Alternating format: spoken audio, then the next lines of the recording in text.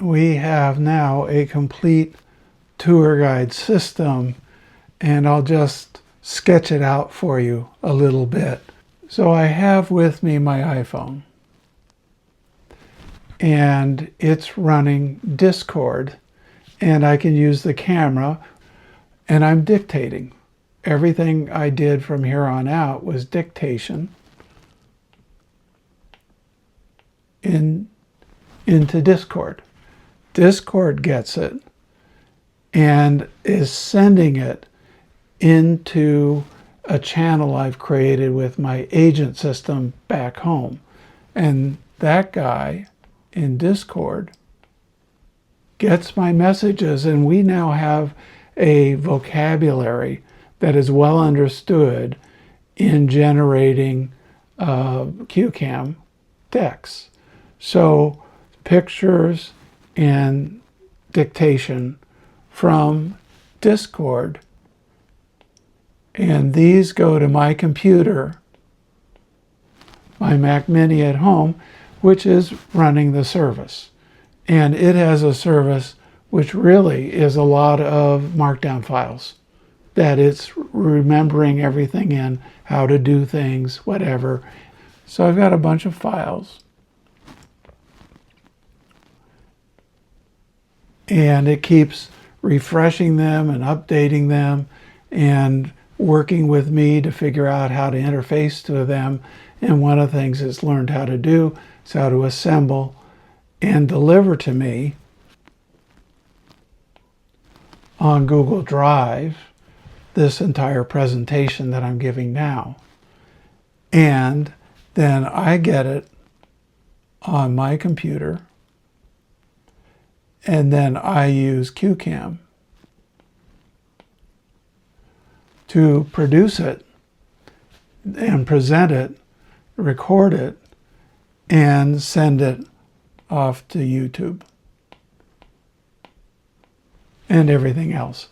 That is the tour guide system.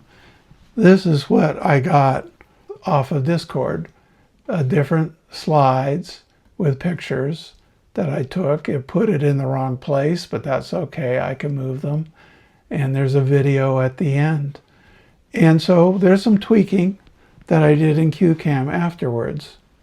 So I told Larry, let's create a bundle with a clean design. And Larry says, okay, this is what it looks like formatted correctly.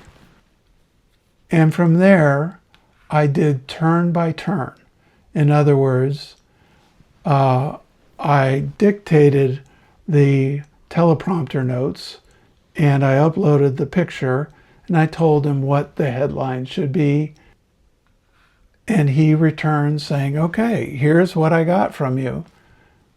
And that's more appropriate for him to use in packaging. So he's interpreting what I'm giving him, and he's putting it into something he can use.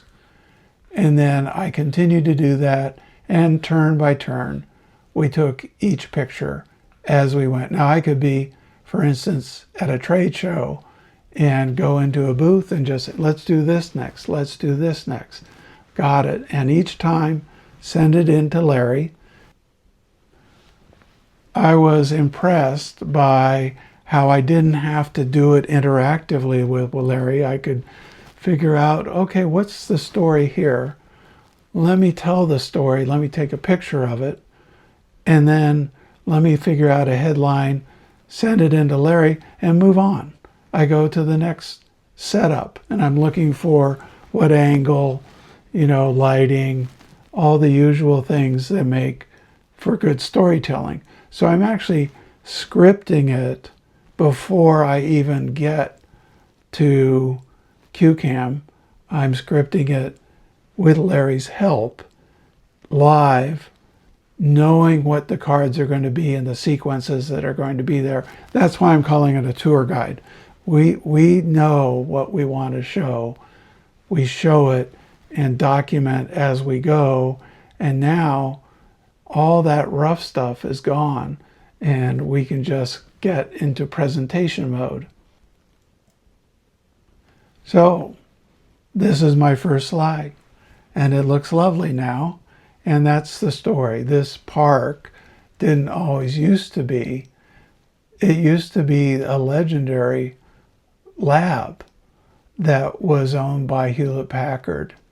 And they tore it down around 15 years ago and created this housing for faculty and researchers.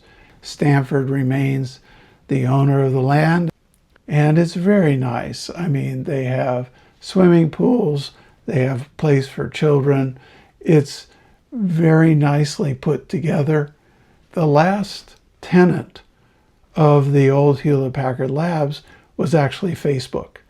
They had outgrown their Palo Alto property. They took over the lab, which was empty. Hewlett-Packard had moved its printer business to Denver, and they had downsized. And so I remember Facebook people in the neighborhood, and then they moved into their current campus. This area here was underneath contaminated land. They had been doing exercises with all sorts of caustic materials, and it took quite an effort to clean things up before they could start to build. We're actually overlooking that site from this hill. So that used to be Hewlett-Packard Labs. Beyond that, you can see domes of Google, and then down to Moffett Field. That's all Google down there now. So it's quite a neighborhood.